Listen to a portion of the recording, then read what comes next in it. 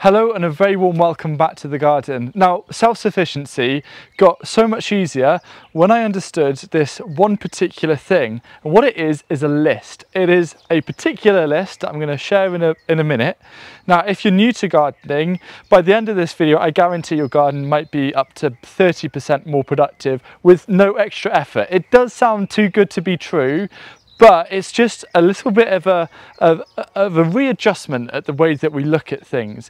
And this list, for me, is constantly growing. I'm always learning new things that I can add to this list, new things that I can eat, and that's kind of the first clue. Now, I do try and refrain from being one of those YouTubers that loves to farm watch time by revealing that list right at the end of the video. I'm going to tell you now.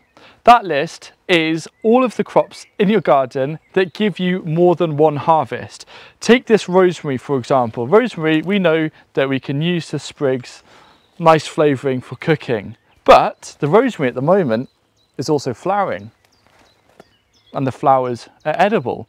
So many crops in your garden have more than one harvest. In this video, I'm going to show you some of them, of which there are many. I'm going to try and list as many as possible down below in the video description, and I just want to show you that by understanding all of these additional harvests that you can get from your primary crop, suddenly when I look at this rosemary, I'm not just thinking about these leaves, I'm thinking about the flowers that it produces. Now, some crops can give you 3 or 4 different edible harvests, and I'll include a couple of those as well. Now, in a way, there's actually 3 harvests for rosemary, because this woody bit, once you've stripped off all the nice green leaves, if you cold infuse it in, say, an oil or vinegar, it will release all of the fragrance, which you can use as well. Now, virtually every single brassica I know gives you more than one harvest. This here in front of me is purple sprouting broccoli. Okay, it's maybe just gone past its best, but I can still eat it, and I have been eating it. Really nice grilled. Now, the lovely thing about purple sprouting broccoli is these leaves are also edible. So there you go, an example of 2. Now, once these actually burst and flower, all of the flowers of brassicas are also edible.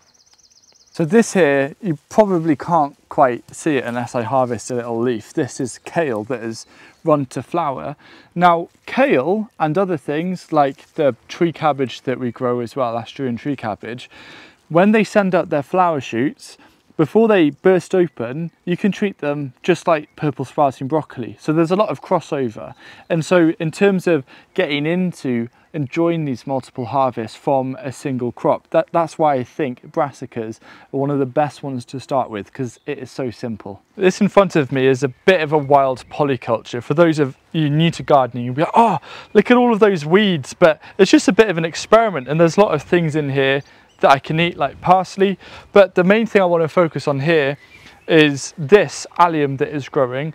This is leeks. So leeks, obviously you eat the stem. Now, with all alliums, I'll see, I kind of don't want to harvest them because I'm keeping them for the flowers, but I'll see if I can pull one smaller one out. Yes, I can. These roots, so the roots of all the alliums, including your garlic, you can chop those and you can use the roots if you give them a really nice wash. So that's a nice little additional harvest. But what I'm really focusing on here is allowing these flowers to grow.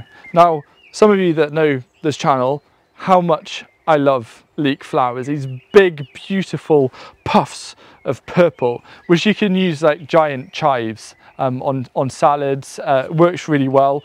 And then you can allow them to turn to green seeds, and then you could pickle those green seeds or put them into ferment. So leeks is another perfect example, and everywhere I look there are more examples. This patch here, I have a interplanting of 2 different legumes.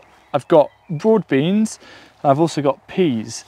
The peas are just starting to flower, edible.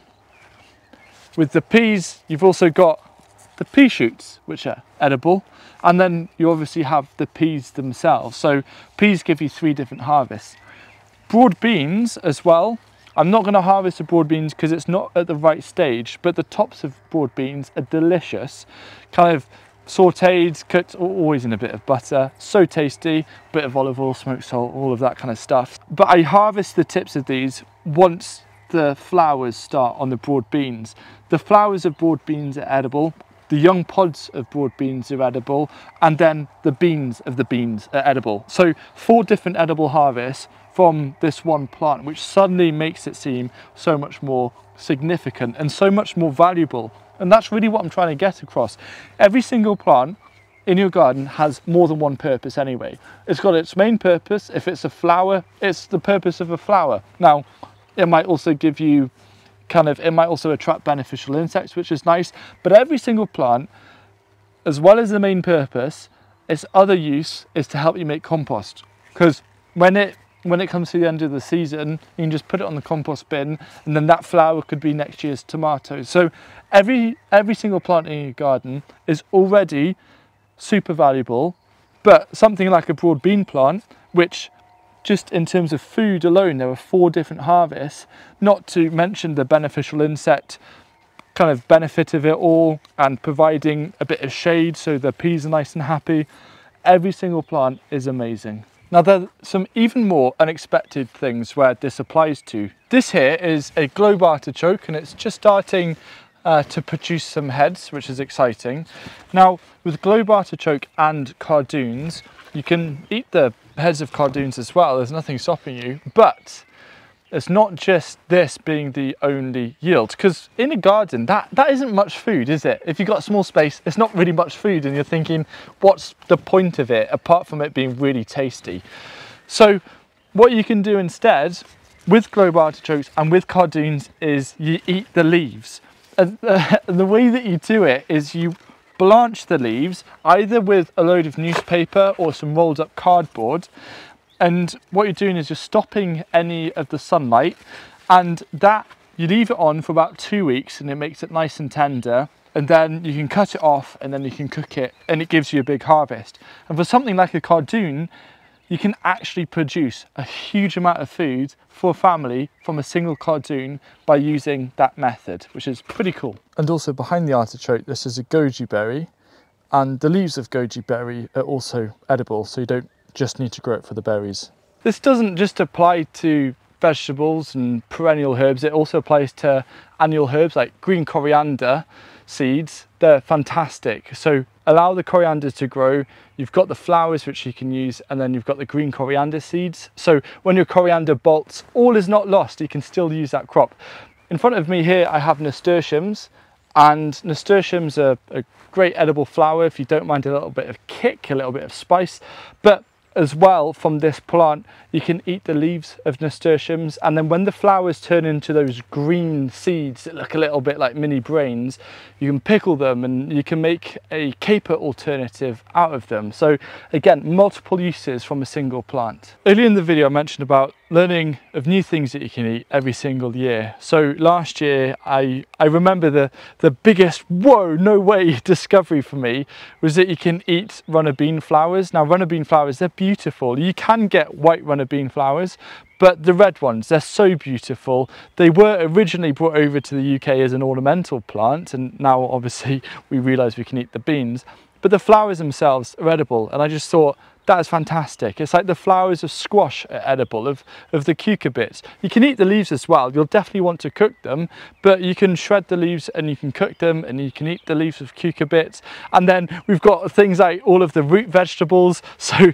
you've got beetroot leaves, carrot leaves as well, radish leaves, and then with radish you can let the radish grow and you can eat the flowers of radish and you can eat the seed pods of radish.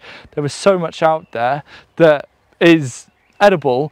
And I also want to show you a very popular ornamental plant that gives you some extra edible harvests that you might not know of. So rose season is just starting to come out, and this is Rosa rugosa. It's a wild form of rose, but it is so prolific in its rose hips, which you can eat rose hips. My favourite way ever of having rose hips is they have it in Germany and Austria. It's called Hagebutter, which is this rose hip jam jelly thing, and it is absolutely delicious. Now, of every single rose, as long as it hasn't been sprayed, you can eat the flowers and the petals of roses. So that's really fun. And also, if you're desperate, you can also eat the young leaves of roses. And also, I couldn't miss out the fact that a lot of the weeds that you have growing in your garden, like these nettles, they're edible. Cook them down, they won't sting you. They're a fantastic alternative for spinach, and that really is free food. You haven't had to do anything to get that. There's also cleavers here, or goosegrass, which is also edible. And there's also dandelion. Obviously this is flowering, but you can use the flowers, you can use the leaves. So if you know where to look, there is free food or extra harvest all around you. I was like, what's that flying about? There is just so much out there, and hopefully from this video you've understood or you can see the potential, and this is just the start of the list. I've linked to a Substack post which I've just tried to outline a comprehensive guide, which I will add to, of all of the additional harvests that you can have in your garden and around its vicinity.